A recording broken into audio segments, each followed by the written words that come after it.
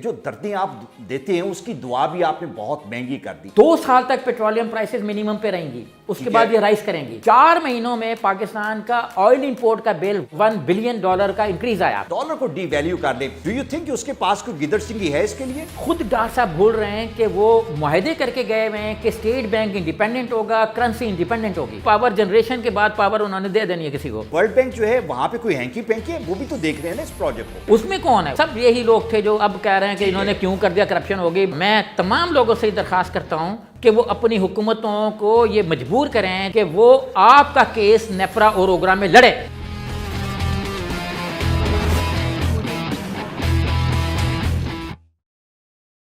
पाकिस्तान की पॉपुलेशन में मेजॉरिटी लोगों को एक चैलेंज हर रोज़ फेस करना पड़ता है और वो हमारी इकॉनमी है। हमें ये देखना पड़ता है कि डायरेक्टली और इनडायरेक्टली हम गवर्नमेंट की पॉलिसी से किस तरह इफ़ेक्ट होते हैं। ये चैलेंज अब एक बड़े पैमाने पे आ गया और बहस ये है कि इसहाक डार वर्सेस असद उमर, ये डिबेट आजकल चल रही है। और कल के दिन में हमने देखा कि टेलीविज़न पे आके इसहाक डार साहब ने अपनी की हुई पॉलिसीज़ को डिफेंड किया और उन्होंने कहा कि उन्होंने जो कुछ किया था वो बेहतर था और मौजूदा गवर्नमेंट जो है ये अच्छे तरीके से डिलीवर नहीं कर पाई। इन दोनों के दरमियान हमारे shadow minister for finance Suhaib मरूफ साहब भी हैं, जिनकी पॉलिसीज़ को अल्टीमेटली असद उमर ने इंडोर्स करना शुरू किया, जिनके सजेशंस पे उन्होंने अमल करना शुरू किया। आज he is with us. Sir, thank you very much for your time. शुक्रिया सर आपका। इसहाक डार ये कहते हैं कि मौजूदा गवर्नमेंट जो है ये इनएफिशिएंट है और इनकी अनसर्टन पॉलिसीज जो हैं उसकी वजह से ये जो सर्च है प्राइसेस में, this is the main reason. Do you agree to that? नहीं सर, देखें, हम काफ़ी अर्से से एक चीज़ कह रहे हैं। 2013 में, 14 में, 15 में और 16 में ये पेट्रोलियम प्राइसेस के इंटरनेशनल मार्केट में कमी के साल थे। इसहाक डार साहब को पेट्रोलियम का जो क्रूड ऑयल था वो एक बैरल $37 में मिला, राइट। और 2 साल तक उसकी प्राइसेस जो हैं वो $50 पर बैरल से ऊपर नहीं गई। ठीक है। इसका उन्होंने क्या रिलीफ दिया पब्लिक को? इस कुछ भी नहीं दिया। लाइक आप देखें कि अगर गुज़श्ता 15 साल की प्राइसेस में देखें तो ही वाज लकी कि he got the lowest ever price in the history for the last 10-15 years. International जो एक्सपर्ट्स थे इकोनॉमिक के, उन्होंने ये कहा कि 2 साल तक पेट्रोलियम प्राइसेस मिनिमम पे रहेंगी, उसके बाद ये राइज करेंगी। और थर्ड वर्ल्ड कंट्रीज के लिए या डेवलपिंग कंट्रीज के लिए बहुत अच्छा सुनहरी मौका है कि वो अपनी एनर्जी सेक्टर को इन 2-4 सालों में जो मिनिमम प्राइसेस पे हैं खाम तेल, उसको बेहतर बनाएं ताकि आने वाले सालों में पेट्रोलियम जब महंगा हो प्राइस तो खाम तेल तो इन पे इम्पेक्ट ना आए। राइट। डार साहब ने ये 2 साल का प्राइम अरसा जो है, जो एक उनको ज़बरदस्त जिसको कहते हैं बोनस पीरियड मिला अपना पेट्रोलियम प्राइसेस में, वो खो दिया। उसके खोने का नुकसान ये हुआ कि इस वक्त पेट्रोल के प्राइसेस दुगने हैं। पिछले बरस तक 6 महीने का जो जुलाई से बाद का जो 4-5 महीने का पीरियड था, उसमें सिर्फ 4 महीनों में पाकिस्तान का ऑयल इंपोर्ट का बिल $1 बिलियन का इंक्रीज आया। $1 बिलियन? जी हाँ, अच्छा, that's a very big number. $5.5 billion से बढ़ के $6.5 बिलियन पे पहुंच गया। राइट। अच्छा, अब पेट्रोलियम की इंपोर्ट थोड़ी सी बढ़ इसलिए रही है कि जो एनर्जी सेक्टर के प्रोजेक्ट थे वो इसहाक डार साहब ने सारे एनर्जी सेक्टर के प्रोजेक्ट किए। नवाज शरीफ के पूरे दौर में अगर हम देखें तो कोई अपना पन बिजली का प्रोजेक्ट नहीं चला। ठीक है।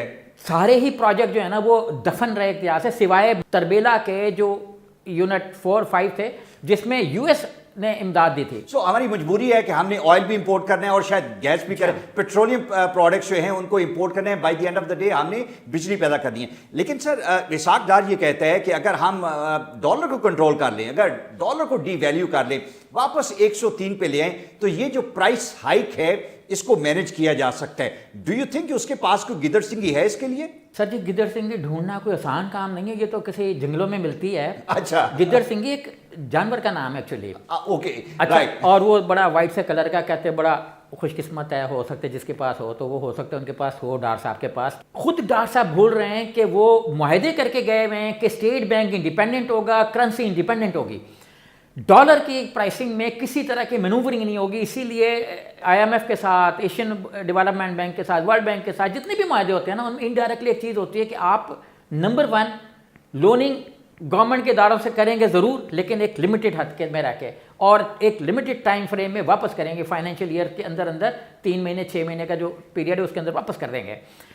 تو ڈار صاحب اپنے ساتھ جو معاہدے آئی ایم ایف کے ساتھ جو انہوں نے کیا اور $6.7 بلین کا، تو اس میں معاہدے میں یہی تھا کہ ڈالر کو آرٹیفیشلی مینٹین نہیں کیا جائے گا. لیکن یہ تو کہتے ہیں کہ ہم نے نہیں کیا، لیکن مفتاح یہ کہتے ہیں کہ ہم نے کیا، ہم نے مینج بھی کیا، منور بھی کیا، جو اس کا ایک نیچرل فلو ہے اس سے ہم نے روکا اس کو. مفتاح صاحب جو کہتے ہیں وہ دیکھیں دونوں میں کنٹراڈکشن آ گئی. دونوں گورنمنٹ کے تھے ایڈوائزرس. رائٹ. ایک فائنینشیل ایڈوائزر مینز مطلب ان کے فائنینس کو دیکھنے والے، وہ اس وقت تھے جب نواز شریف صاحب ڈسکوالیفائی نہیں ہوئے تھے. دوسرے وقت تھے جب نواز شریف صاحب ڈسکوالیفائی ہو گئے. اب مفتاح صاحب نے کہا کہ ہاں ہم عارضی طور پر اس پہ کوشچن لگاتے رہے، اس کو روکتے رہے، لیکن یہ ایکچولی اگر انٹرنیشنل اس کو لیں تو یہ کرائم ہو گیا. جو خود ڈار صاحب اپنے بریف کیس میں معاہدے لے کے گئے تھے کاغذات، اس کے مطابق یہ کرائم ہو گیا. موجودہ حکومت کہتی ہے کہ ہم آرٹیفیشل پرائسنگ نہیں کر سکتے ڈالر کی، اور ہم اس کو نیچے نہیں لا سکتے آرٹیفیشلی. ڈار صاحب نے چیلنج دیا کہ مجھے کانٹریکٹ دے دو، میں کر دیتا ہوں. نہیں وہ کیسے، یہی تو میں مہاتر محمد بھی یہی کہہ کے گئے ہیں کہ آپ کوشش کریں کہ ڈالر کو جو ہے اس کو کسی طریقے سے نیچے لے کے آئیں، اور یہی بات اسحاق ڈار بھی کہتے ہیں. یہی ہم آپ سے جاننا چاہ رہے ہیں کہ از اٹ ڈویبل؟ نہیں سر، ڈیویبل ہی نہیں ہے، کیونکہ آپ کے پاس لوکل کرنسی نہیں ہے، آپ کے پاس کوئی اور کرنسی ہے نہیں، آپ کے پاس بارٹر سسٹم نہیں ہے. ٹھیک ہے. دیکھیں ڈالر پہ آپ نے پریشر کم کرنا ہے نا ایکچولی، تو آپ ڈالر کی پرچیز کو کم کریں گے تو ڈالر سستا ہوگا. آپ دوسری کرنسی میں ٹریڈ کریں گے یا بارٹر کریں گے، وہ آپ کرتے نہیں. ڈیمانڈ سپلائی کے رول کے تحت. ٹھیک ہے. اب ڈیمانڈ یہ کہ چائنا کے ساتھ ہمارا کئی سال سے اسحاق ڈار صاحب کے زمانے سے چل رہا تھا کہ ہم چائنا کے ساتھ چائنیز کرنسی میں ٹریڈ کریں گے. معاہدہ ہو گیا، ایم او یو سائن ہوئے، سارا کچھ ہوا، لیکن امپلیمنٹ نہیں ہوا. اسی طریقے سے ابھی حکومت نے کیا ہے تو چائنا کے ساتھ کتنی ٹریڈ ہماری ڈالر ٹرم میں ہو رہی ہے اور کتنی ٹریڈ ہماری چائنیز کرنسی میں ہو رہی ہے، یہ ابھی گورنمنٹ نے نہیں بتائے فگرز جو ہیں. لیکن ایکچولی ہم ڈالر پہ پریشر کم نہیں کر سکے، نمبر 1. نمبر 2 یہ ہوتا ہے کہ آپ ڈالر کی بائنگ کم کر دیں یا آپ اس کو مارکیٹ میں سیل کرنا شروع کر دیں. ٹھیک ہو گیا. اب ڈالر تو ہے ہی نہیں ان کے پاس، تو مارکیٹ میں سیل کہاں سے ہوگا. جو ایک کرائم ہوا جو ہم نے پچھلے پروگرام میں بھی کہا کہ جب آپ نے پراپرٹی پہ پابندی لگائی، پابندی مینز آپ نے نان فائلرز کو روک دیا پراپرٹی کے بزنس میں گھسنے سے، تو سارا پیسہ کہاں لگنا تھا. اب میرے جیسے لوگوں کے پاس، میرے جیسے سے مطلب جن کے پاس پیسہ ہے، ہمارے پاس تو پیسہ نہیں ہے نا، میرے جیسے نہ سمجھ لوگ جن کے پاس پیسہ ہے. اچھا اب ان کے پاس آسان ترین ہے کہ وہ ڈالر خرید کے رکھ لیں، کیونکہ وہ دیکھ رہے ہیں کہ ڈالر جو ہر 6 مہینے بعد پروفٹ دے دیتا ہے. ڈالر جو ہے وہ اوپر نکل رہا ہے تو اس میں پروفٹیبلٹی ہے as compare to the property. اب بوستان صاحب جو ہے نا وہ بھی بیچ میں ہے نا، آپ کو جانتے ہیں ان کو کون لوگ ہیں وہ. تو یہ سارے لوگ جب ڈالر کی بائنگ شروع کرتے ہیں تو ڈالر کی آرٹیفیشل فلکچویشن ہو جاتی ہے جیسے اسٹاک مارکیٹ میں ہوتی ہے. ٹھیک ہے. کل اسحاق ڈار صاحب نے ارشاد فرمایا کہ ہمارے زمانے میں اسٹاک مارکیٹ جو 50,000 پلس پہ تھی، آج 38 پہ 12,000 کا زوال آ گیا اسٹاک مارکیٹ کو. اسٹاک مارکیٹ ہے کیا؟ اسٹاک مارکیٹ کو تو جتنا بھی زوال آئے منیمم پہ آ کے وہ ٹھہر جائے نا تو اس میں قوم کا فائدہ ہے، کیونکہ ڈوبے کون ہے؟ 12,000 اگر اس میں کمی آئی ہے پوائنٹس میں تو ڈوبا کون ہے؟ نہیں کون ڈوبا ہے یہ بتائیں نا. میں ڈوبا نا. میرے جیسا آدمی ڈوبا جس کو کسی ہوشیار آدمی نے اسحاق ڈار ٹائپ کہا گیا کہ وہ خرید لو بھائی، انہوں نے خرید کے جی SNGPL کے رکھ لیے. بعد میں پتہ لگا جی SNGPL نے بائنگ کی بجائے سیلنگ شروع کر دی تو سارا مارکیٹ کریش کر گئی. ٹھیک ہے. تو یہ بڑی مگرمچھ کمپنیاں جو گورنمنٹ کی ہیں نا، یہ بھی بازوں کا سٹا کھیلتی ہیں. بالکل ٹھیک. اس لیے انڈیکیٹر صحیح نہیں ہے، کیونکہ دنیا بھر میں اسٹاک مارکیٹ میں اتنا ہیوج زوال نہیں آتا اگر پیسہ آپ کی انڈسٹری میں لگا ہے. اچھا ایک بات مجھے یہ بھی بتائیں کہ ہمارے جو فگرز ہیں، اسٹیٹسٹکس جو ہیں، اس کے بیس پہ جو انٹرنیشنل ایجنسیز ہیں وہ پاکستان کی ریٹنگز جاری کرتی ہیں. ان کے پاس کوئی راکٹ سائنس نہیں کہ یہاں پہ آ کے آن گراؤنڈ وہ دیکھیں کہ کیا ہے. جو اسٹیٹسٹکس ان کو پرووائڈ کیے جاتے ہیں ایٹ ٹائمس گورنمنٹ دیتی ہے یا جو ڈفرینٹ سورسز ہیں، ماضی میں جس طرح ڈالر کو مینج کیا گیا، ڈو یو تھنک کہ ماضی میں اسحاق ڈار صاحب نے ان فگرز کو بھی مینج کیا to get good rating from Moody's and the other international agencies also? کچھ عرصے کے لیے دیکھیں نا، جب ڈالر بڑھ کے 110-11 پہ گیا، ہمارے شیر رشید صاحب نے کہا میں تو جناب مستعفی ہو جاؤں گا. ابھی تک تو اس اسمبلی سے نہیں ہوئے. ٹھیک ہے. تو 12 ڈالر کو وہ نیچے لے آئے. لیکن جیسے ہی حکومت ختم ہوئی تو مارکیٹ میں انفلٹریشن جو ہے نا، اس کی جو آرٹیفیشل انہوں نے مارکیٹ اس میں کی ہوئی تھی وہ انہوں نے ختم کر دی. اپنی مداخلت جو ہے، مداخلت کے ختم کرتے ڈالر 125 پہ چلا گیا. ٹھیک ہے. اب ان کو ڈالر 103 پہ نہیں ملا، نہ 110 پہ ملا، ان کو ڈالر ملا 125 پہ. رائٹ.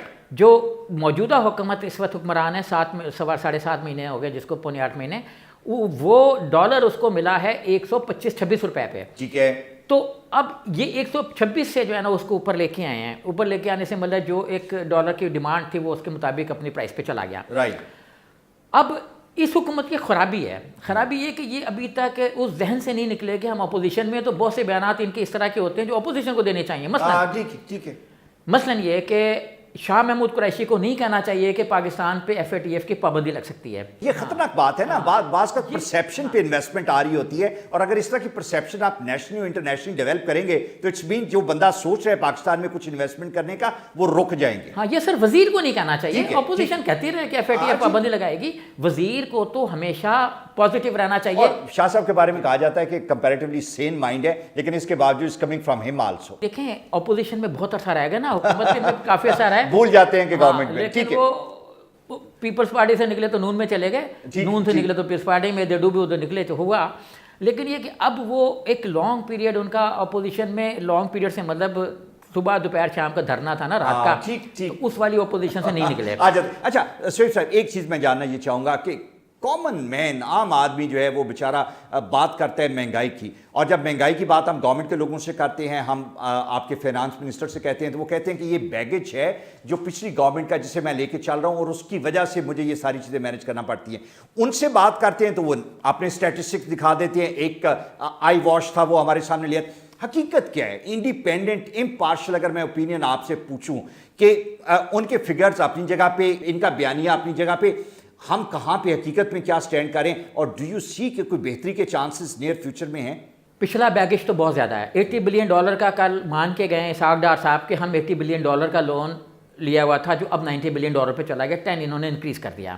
اب سوال یہ ہے کہ جو $80 بلین ہے، کیا وہ ہم پیمنٹس کے قابل ہیں؟ یہ کہتے ہیں IMF سارے کہتے ہیں جی قرضے لو، جی قرضے لینا بڑی اچھی بات ہے. امریکہ پہ $4 ٹریلین کا برڈن ہے ان کی اکنامکس پہ قرضوں کا. اب ایکچولی قرضوں کا برڈن جو ہے نا وہ اس ملک کے لیے میٹیریل ہوتا ہے جو ایک سپر پاور ہے یا سپر پاور ٹائپ ہے. جاپان جتنا مرضی قرضہ لے لے، اس کے اندر اسٹرینتھ اتنی ہے کہ وہ چل سکتا ہے. اس کی چیزوں کی مارکیٹ ہے. ہماری اشیاء کی مارکیٹ ختم ہوتی جا رہی ہے.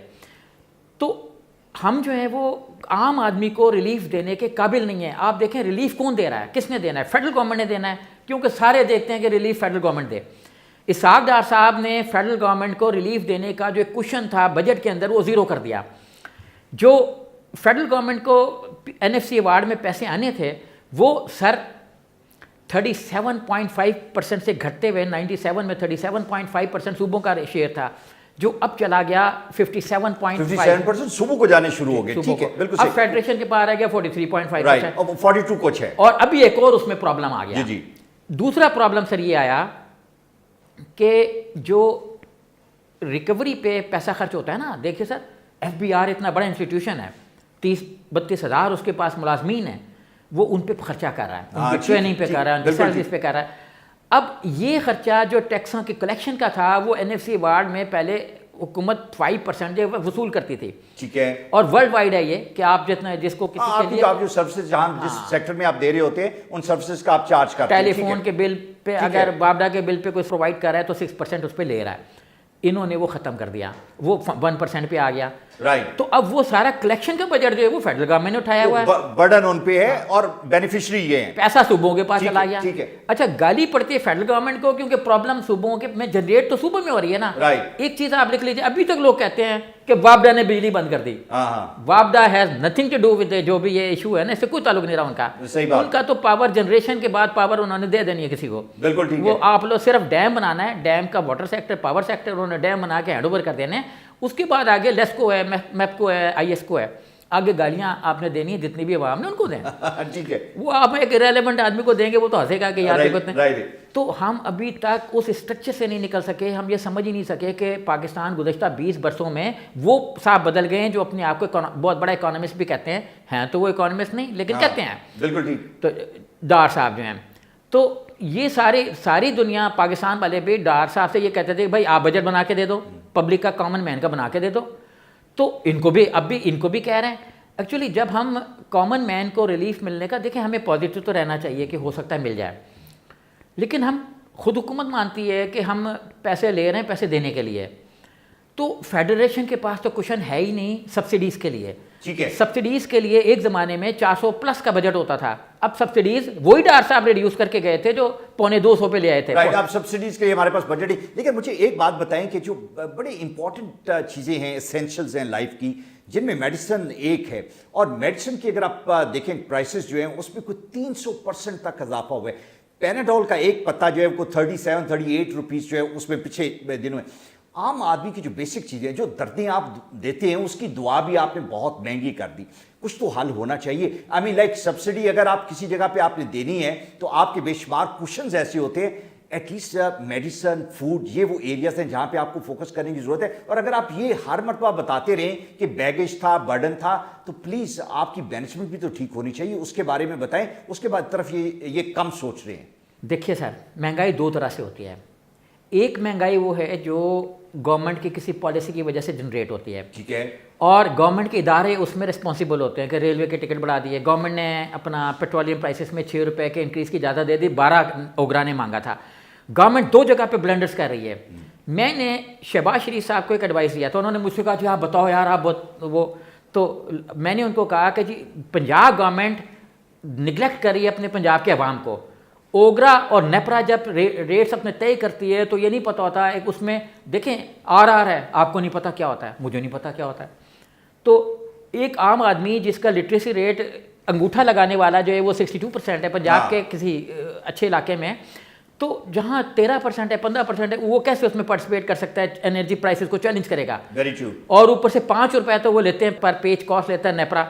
کہاں سے مطلب اتنا پیسہ لائے گا؟ ایک 200 صفحے کی اگر کسی نے اپنا رپورٹ بنا کے دے دیے پیسے بڑھانے کے لیے تو 200 صفحوں کی رپورٹ لینے کے 1000 روپے تو میرے جیب میں ہونا چاہیے. ٹھیک ہے. اور پاورٹی سے نیچے جو اس کے پاس 1000 روپے ہے ہی نہیں. بالکل صحیح. اس لیے حکومتوں کو چاہیے، میں پھر کہوں گا کہ حکومتوں کو چاہیے صوبائی کہ وہ نیپرا اور اوگرا میں پبلک کا کیس لڑیں اگر وہ پبلک کے نمائندے سمجھتے ہیں اپنے آپ کو. کیوں نہیں کرتے؟ یہ کرنا چاہیے. یو آر ایبسولوٹلی یہ میں نے سر شہباز صاحب کو کہا تھا، لیکن انہوں نے کیوں نہیں کیا؟ انہوں نے ڈرامہ تو کیا. اچھا وہ ڈرامہ کیا کیا؟ وہ ڈرامہ جو پنکھا لے کے تو مینار پاکستان پہ صبح کے ٹائم میں بیٹھ جاتے. لیکن اوگرا جا کے کانٹیسٹ نہیں کیا. اوگرا جا کے کانٹیسٹ نہیں کیا. انہوں نے ایسے حمید صاحب کو کہا. میں نے کہا ایسے حمید صاحب کو کیا پتا بیچاروں کو، ان کو تو آپ دال چنے پہ لگائے رکھیں جو لگے ہوئے ہیں. وہ پرائس کنٹرول کمیٹی کے چیئرمین ہوتے تھے. اس کے انسیڈنٹ کے 2 مہینے بعد وہ بھی فارغ ہو گئے. نیپرا اور اوگرا تو پیچھے رہ گئے. سر نیپرا اور اوگرا جب پرائسنگ کو ابھی جیسے انہوں نے 2 روپے بڑھائے ہیں، کروڈ آئل کی پرائسز اب بھی 2011-12 سے کم ہیں. جب $140 پر بیرل گیا تھا. پیچھے سے کروڈ آئل کی پرائسز نہیں بڑھی لیکن انہوں نے بڑھا دی. ہاں انہوں نے یہ اب اس کو رکھے نا. ڈالر کا جو چینج آیا وہ اس پہ امپیکٹ اتنا نہیں بن رہا کیونکہ ابھی وہ ڈالر اس وقت بھی 100 روپے کا تھا، کروڈ آئل $30 پر بیرل تھا، تو اب بھی اتنا امپیکٹ نہیں پڑنا چاہیے. پرائس بجلی کی اتنی رہنی چاہیے. بھائی گیس کے چکر میں مہنگی ہو رہی ہے. گیس ہماری اپنی نکل رہی ہے، کچھ بلوچستان سے ہے، انٹیریئر سندھ سے ہے، کیوں مہنگی کر رہے ہیں؟ اچھا کے پی کے کی گورنمنٹ پہلے کیس لڑتی تھی.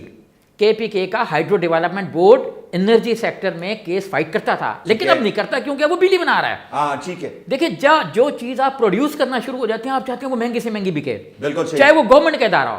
بالکل ٹھیک ہے. تو اپنے عوام کو میں تمام لوگوں سے درخواست کرتا ہوں کہ وہ اپنی حکومتوں کو یہ مجبور کریں جہاں جہاں بھی ہیں کے پی کے، سندھ، بلوچستان، لاہور میں، پنجاب میں، کہ وہ آپ کا کیس نیپرا اور اوگرا میں لڑے بالکل جہاں پہ پرائسنگ غلط ہو رہی ہے. رائٹ. اچھا اب مجھے یہ بتائیں کہ پشاور کی میٹرو جو ہے اس کا مسئلہ اپنی جگہ پہ قائم ہے. 110 ارب پہ یہ چلا گیا. گورنمنٹ کی بیشنگ کی جاتی ہے کہ you are enable to deliver over there. یہ ورلڈ بینک کا پروجیکٹ ہے. ورلڈ بینک اس کو مانیٹر بھی کر رہا ہے، ان کی فنڈنگ شامل ہے. پرویز الہی صاحب نے یہاں پہ کہا کہ جی ہم نے 10 لاکھ بچے جو ہیں وہ لے آئے، اور وہی بچے آپ نے ہائی لائٹ کیا تھا کہ پرائمری کے وہ بچے جو ہیں وہ مڈل میں تو کہیں ریفلیکٹ نہیں ہو رہے. پرائمری پہ آپ 10 لاکھ کہتے ہیں، مڈل پہ وہی نمبر جو مڈل کا ہے. سملرلی اگر آپ اس کو جسٹیفائی کرنے کے لیے آپ ورلڈ بینک کے فگرز دے دیتے ہیں تو یہاں پہ you have got a monitor which is world bank. Do you think کہ ورلڈ بینک جو ہے وہاں پہ کوئی ہینکی پینکی ہے؟ وہ بھی تو دیکھ رہے ہیں نا اس پروجیکٹ کو. Thank you sir. دیکھیے سر، جو انٹرنیشنل ادارہ ہے نا اس کا اور ہمارا کرپشن کا جو معیار ہے نا فرق ہے. اچھا معیار کیا ہے؟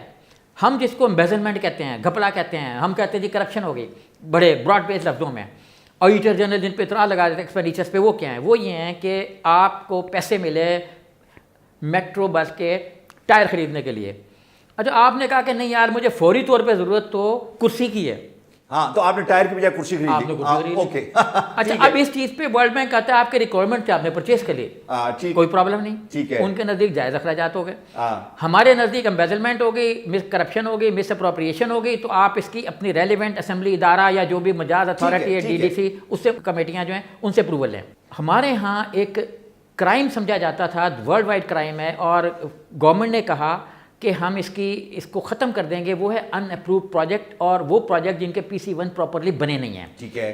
ہمارا المیہ یہ ہے کہ ہم بہت سے پروجیکٹ لانچ کر دیتے ہیں, ہمیں پتہ ہی نہیں ہوتا کہ فیوچر کے اخراجات کیا ہوں گے. مثلا پانی کا انہوں نے واٹر فار آل کا پروجیکٹ لانچ کیا, جہانگیر ترین صاحب ہوتے تھے, انہوں نے لگا تو دیے سارے فلٹرز, جتنے بھی پلانٹ لگانے تھے اتنے تو نہیں لگے, بہت کم لگے, لیکن بیچ میں یہ ہوا کہ اس کو آپریٹ کس نے کرنا ہے, اس کی حفاظت کس نے کرنی ہے. اب اس کا انہوں نے سوچا ہی نہیں کہ اس کے خرچے بھی دینے ہیں, اس کی مینٹیننس بھی ہے, رننگ کاسٹ نہیں سوچی, مینٹیننس کی کاسٹ نہیں سوچتے. ٹھیک ہے. اب بیچ میں سر یہ ہوا کہ کوئی نشئی گیا وہاں پہ رات کو سویا, اس نے کہا یہاں تو کوئی ہوتے ہی نہیں ہے, اس نے ٹوٹیاں اکھاڑ لی ہیں, اس نے باقی یہ ہوا کہ ٹوٹیاں غائب, فلانا غائب. تو یہ ہم کرتے ہیں ورلڈ وائڈ, یہ ایک بہت بڑا کرائم سمجھا جاتا ہے. ہم کہتے ہیں کہ ہم نے جلدی میں کر دیا. پرویز لائی نے اس وجہ سے, وزیر احمد قریشی پنجاب میں اکاؤنٹنٹ جنرل ہوتے تھے بیچارے, جب انہوں نے ایکسلریٹڈ پروگرام شروع کیا اپنا پنجاب میں, انہوں نے آبجیکشن لگائی, پیسے پوسے روکے, بعد میں AG بیچارہ فارغ ہو جاتے, وہ کہاں چیف منسٹر کو برداشت کر سکتا ہے اس کے دباؤ کو, تو اس کو جانا پڑ گیا. اب سر یہ ہوا کہ انہوں نے بھی یہ پروجیکٹ کنسیو کے بغیر کر دیا, لیکن سر پہ تو اوپر منظور کرنے والے کون تھے؟ منظور کرنے والے اسحاق ڈار صاحب تھے. کیونکہ جتنے بھی بڑے پروجیکٹ ہیں اس لیول کے, وہ سارے جاتے ہیں اکنامک کوآرڈینیشن کونسل میں. اس میں کون ہے, اس کی ہیڈ تو یہی ہے جو کل پرسوں آ کے. دس از ویری امپورٹنٹ لوگوں کو سمجھنے کے لیے کہ یہ جو پشاور میٹرو کا جو پروجیکٹ ہے, اس کو اپروو کرنے والا by the end of the day Ishaq Dar تھا. بالکل سارے سب یہی لوگ تھے جو اب کہہ رہے ہیں کہ انہوں نے کیوں کر دیا, کرپشن ہو گئی, بغیر پڑھے کر دیا. اور اگر یہ کسی جگہ پہ روکتے, انٹرفیئر کرتے, تو یہ رک جاتا, یہ پروجیکٹ نہ چلتا. جی ہاں, دیکھیں یہ کہتے ہیں ہمیں ڈیوٹیز کا نہیں پتا تھا, وہ ڈبل ٹرپل لگ گئی اور بلینز میں چلی گئی. ایسا ہے کہ ان کو پتا تھا کہ اندر کھاتے یہ مینٹیننس, یہ باقی جو اخراجات ہیں یہ ہونے والے ہیں, یہ ایک to get a bad name to PTI on purpose یہ خاموش رہے. نہیں سر, انہوں نے تو دیکھیں یہ ہر جگہ ایک فائنینشیل ان ایفیشنسی ہے. ٹھیک ہے. ہر جگہ فائنینشیل ان ایفیشنسی ہے, سابق دور میں بھی, تیز دور میں بھی ہے. رائٹ. اور منصوبے بیشتر کنسیو ہو رہے ہوتے ہیں ایک لیول پہ, اس کے بعد پولیٹیکل بن جاتے ہیں, اور پولیٹیکل پھر وہ آگے چلنا شروع ہو جاتے ہیں. یہ منصوبہ بھی ایک پولیٹیکل ہو گیا تھا, کیونکہ پنجاب میں ایک پریشر اینٹی بھی تھا, پازیٹیو بھی تھا, تو انہوں نے بھی شروع کیا.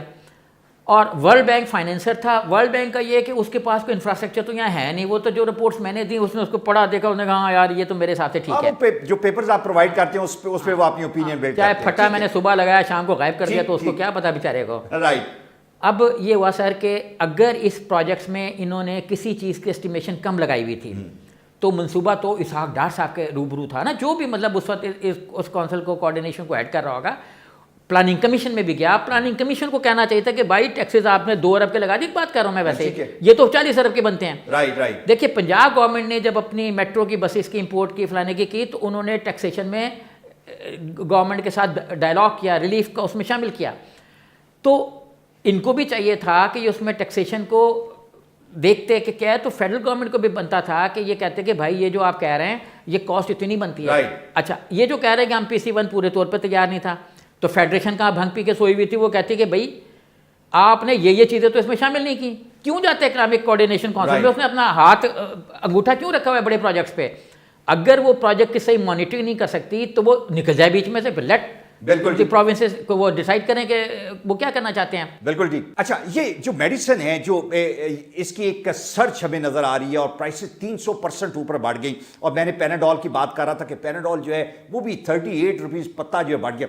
How do you see that? غریب آدمی کے لیے مشکل ہے بڑی. دیکھیے جب تھے وزیر صحت جاوید ہاشمی صاحب, جی ان کے دور میں 3.5% پرائس, یہ کب نواز شریف کے ٹائم میں؟ جی ہاں 3.5% ان کے دور میں پرائس انکریز ہوئی تھی, اور بہت شور پڑا کہ اس میں مختلف لوگوں نے پیسے لے لیے. میں شعیب صاحب 1% میڈیسن میں ماضی میں اگر پرائس بڑھتی تھی تو آپ یقین کریں کہ لوگ نکل آتے تھے, نیوز پیپرز اخبارات میں بڑا ہائی لائٹ ہوتا تھا, میڈیا میں.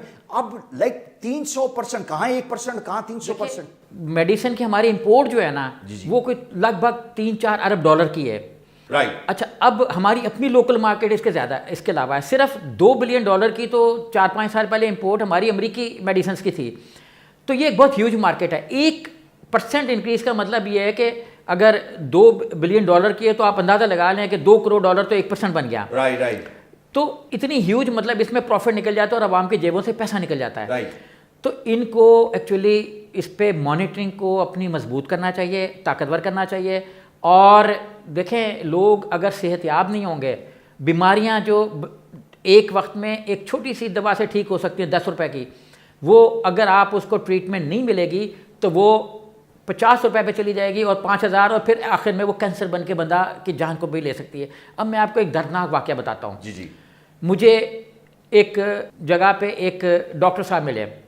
میں نے کہا آپ کا کلینک کہاں ہے؟ اس نے کہا وابڈا ٹاؤن میں ہوتا تھا. میں نے کہا آج کل کیا کرتے ہیں؟ کہتا ہے آج کل میں انٹرنیٹ پہ ایک کمپنی پہ گاڑی چلا رہا ہوں. اچھا, اوکے, ٹھیک ہے. وہ مطلب اوبر کا ڈرائیور ہے. ٹھیک ہے, مطلب ان امپلائمنٹ ہے. ہاں, اب نہیں ان امپلائمنٹ نہیں سر, وہ کہتا ہے کہ میرے پاس کلینک پہ اگر 10 لوگ صحیح آتے تھے, صحیح سے مطلب پیسے والے, تو 50 لوگ ایسے آتے تھے جن کے پاس دوا خریدنے کے پیسے نہیں ہوتے تھے. ہاں, اوکے. اور کہتا ہے میں اتنا دماغی ٹینشن میں چلا گیا, پریشانی میں چلا گیا کہ مجھے میں نے اپنی میڈیکل پریکٹس, ہاں, کہتا ہے مجھے اتنی ٹینشن ہونا شروع ہوگی کہ میں لوگوں کو کہاں سے فائنینس کروں لوگوں کو, تو الٹیمیٹلی مجھے ڈرائیونگ پہ آنا پڑ گیا. اب یہ ہے ملک کا حالت. تو اگر پبلک کے لیے گورنمنٹ نہیں سوچے گی تو یہ بیمار قوم جو ہے آگے کیا کرے گی. بالکل. تھینک یو سو مچ شعیب صاحب, اور بڑی ڈیٹیل میں آج ہم نے ڈسکس کیا. اور یہ بھی آج جو مس کانسیپشن تھا ہمارا کہ جو پروونسز کے پروجیکٹ ہوتے ہیں, خاص طور پہ جو پشاور میٹرو کا پروجیکٹ ہے, شاید وہ پیورلی پی ٹی آئی کا انیشیٹو ہے. آج ہمیں یہ پتہ چلا کہ اس میں اس دور کی مسلم لیگ نون کا بڑا ہاتھ تھا. جب تک ان کی اپروول نہ ہوتی, کانسنٹ نہ ہوتی, اور جو اس دور کے بجٹس تھے اس کو وہ اپروو نہ کرتے, تو یہ پروجیکٹ اس طریقے سے نہ چلتا. ورلڈ بینک کی انوالومنٹ بھی شامل ہے. لیکن باٹم لائن یہ ہے کہ پلیز اپنی پولیٹیکل لڑائیاں جو ہیں اس میں عوام کو ٹارگٹ نہ کریں. عوام کو ریلیف ملنا چاہیے.